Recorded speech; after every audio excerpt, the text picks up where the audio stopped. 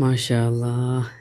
പരിശുദ്ധ റമദാനിലെ കഅബക്കടുത്തുള്ള തിരക്കാണ് ഈ കാണുന്നത്. കഅബക്ക് ചുറ്റും എത്ര തട്ടിലാണ് തവാഫ് ചെയ്യുന്നതെന്നറിയോ? 6 തട്ടുകളിലായിട്ട് 6 ഫ്ലോറിലായിട്ടാണ് കഅബയുടെ അടുത്തുള്ള തവാഫ് നടക്കുന്നത്.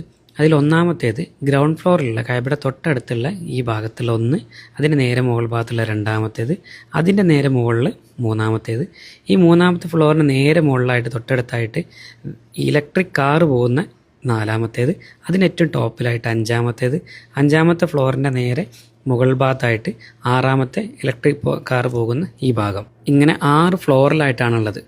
അതായത് ഒരു ഗ്രൗണ്ട് ഫ്ലോറും 5 ഫ്ലോറുകളും ഇങ്ങനെയാണുള്ളത്. ഇഹ്റാമിൻ്റെ വേഷമുള്ളവർക്ക് മാത്രമാണ് ഗ്രൗണ്ട് ഫ്ലോറിൽ കഅബയുടെ അടുത്ത് തവാഫ് ചെയ്യാൻ കഴിയുക.